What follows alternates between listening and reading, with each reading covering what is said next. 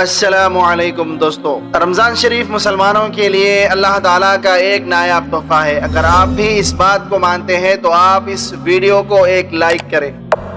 اللہ تبارک و تعالیٰ ارشاد فرماتا ہے، اے مسلمانوں، اللہ تبارک و تعالیٰ تمہارے ساتھ آسانی چاہتا ہے، اس کا منشا اور ارادہ تمہارے ساتھ آسانی کا ہے۔ وَلَا يُرِيدُ بِكُمُ الْعُسْرَ، وہ تم کو مشکل میں ڈالنا نہیں چاہتا۔ یہ 29 یا 30 دن کے جو روزے ہیں کوئی پہاڑ نہیں ہے، یہ مسلسل چلتے ہیں اور جلد ختم ہو جاتے ہیں۔ اس کے بعد اللہ تبارک و تعالیٰ ارشاد فرماتا ہے، وَلِتُكَبِّرُوا اللَّهَ عَلَى مَا هَدَاكُمْ، اور تاکہ تم اللہ تبارک و تعالیٰ کی بڑائی بیان کرو اس پر کہ اللہ تبارک و تعالیٰ نے تم کو ہدایت دی ہے۔ اللہ تعالیٰ نے ہدایت کی جو نعمت تم کو عطا فرمائی ہے، اس پر اللہ تبارک و تعالیٰ کی بڑائی بیان کرو۔ اللہ تبارک و تعالیٰ نے اس آیت میں عید کا بھی ذکر کر دیا۔ عید کا نام تو نہیں آیا، لیکن عید کا منشا، عید کا مقصد اور عید کا وظیفہ، عید میں کرنے والے کام، یہ سب کام اس میں آ گئے کہ جب اللہ تبارک و تعالیٰ روزے کی توفیق دے کہ رمضان آئے اور خیریت کے ساتھ، توفیق الہی کے ساتھ، دن کے روزوں کے ساتھ، رات کی عبادتوں کے ساتھ گزر جائے۔ وَلِتُكَبِّرُوا اللَّهَ عَلَى مَا هَدَاكُمْ، اللہ تبارک و تعالیٰ کی بڑائی بیان کرو اس پر کہ اللہ تبارک و تعالیٰ نے ہدایت دی ہے، ایمان و اسلام کی دولت سے نوازا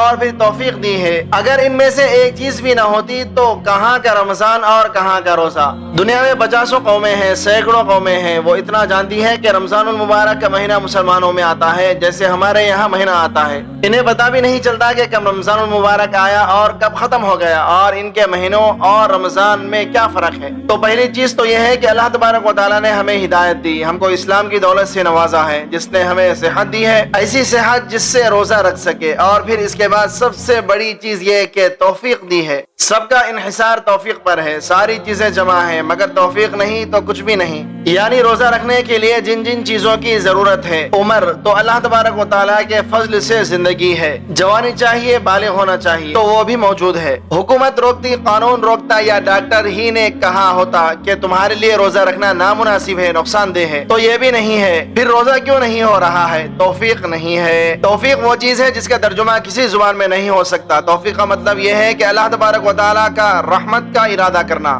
اور اللہ تعالیٰ کا اس کے دل میں یہ خیال اور جذبہ ڈال دینا کہ یہ کام کرنا ہے، کہ یہ تمام رکاوٹوں اور موانع کو ہٹا دینا ہے، اور پھر اللہ تبارک و تعالیٰ کا یہ فیصلہ کرنا کہ یہ کام ہو، یہ شخص روزہ رکھے، نماز پڑھے، ان سب کے مجموعے کا نام توفیق ہے۔ آپ اپنے محلے میں دیکھیں گے کہ ماحول موجود، سارے اسباب موجود، شرائط موجود، فضا موجود، لیکن روزہ نہیں ہے، اس لیے کہ توفیق نہیں ملی ہے۔ اب اللہ تبارک و تعالیٰ نے تم کو ساری چیزیں اور ساتھ میں توفیق بھی عطا فرمائی، اس پر اللہ تبارک و تعالیٰ کی بڑائی بیان کرو۔ چنانچہ مسنون بھی یہ ہے کہ عید آئے، عید الفطر ہو تو آہستہ آہستہ تکبیر کہتا ہوا آئے، اور عید الاضحیٰ ہو تو ذرا بلند آواز سے اللہ اکبر لا الہ الا اللہ اللہ اکبر وللہ الحمد پکارتا ہوا آئے۔ اور مسنون یہ ہے کہ ایک راستے سے آئے اور دوسرے راستے سے جائے تاکہ ساری فضا اس سے معمور ہو جائے، اور وہاں کے رہنے والوں کے کانوں میں یہ فضا پڑ جائے، اور وہ زمین گواہی دے، اور جب تک عید کی نماز کے انتظار میں بیٹھا رہے یہ کہتا رہے، وَلِتُكَبِّرُوا اللَّهَ عَلَى مَا هَدَاكُمْ وَلَعَلَّكُمْ تَشْكُرُونَ، تاکہ تم شکر کرو کہ اللہ تبارک و تعالیٰ نے ہمیں توفیق دی،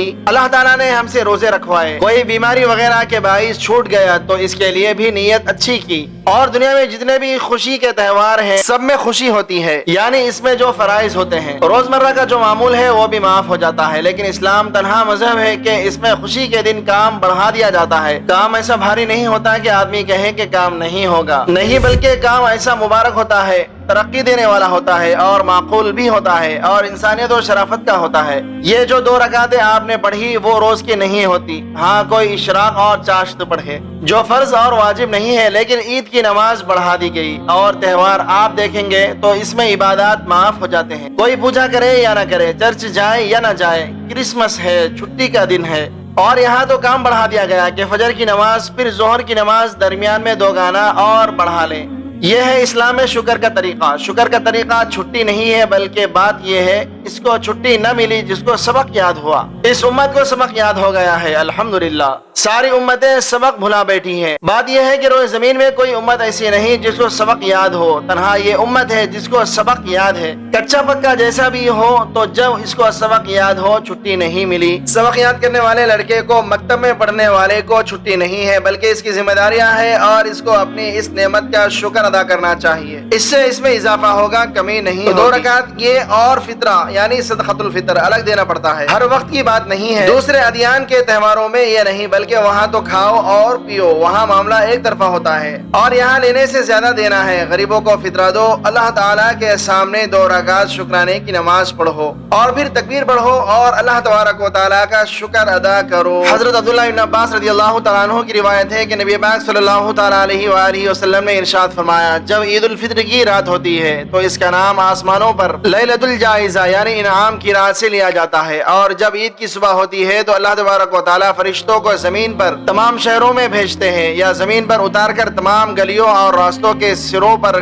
खड़े हो जाते हैं और ऐसी आवाज देते हैं जिसे इंसान और जिन्नात के सिवा सारी मखलूक सुनती है। कहते हैं, ऐ मोहम्मद की उम्मत, उस करीम आका की बारगाह की तरफ चलो जो बहुत अता करने वाला है और बड़े बड़े कसूरों को माफ करने वाला है। जब लोग ईदगाह की तरफ निकलते हैं तो अल्लाह तबारक व तआला फरिश्तों से फरमाते हैं कि क्या बदला है उस मजदूर का जो अपना काम पूरा कर चुका हो। फरिश्ते अर्ज करते हैं, ऐ हमारे माबूद और ऐ हमारे खालिक व मालिक, इसका बदला यही है कि उनकी मजदूरी पूरी पूरी दे दी जाए। अल्लाह तबारक व तआला इरशाद फरमाते हैं कि ऐ फरिश्तों, मैं तुम्हें गवाह बनाता हूँ कि मैंने इनको रमजान के रोजों और तरावी के बदले में अपनी रजा और मग़फ़िरत अता फरमा दी है।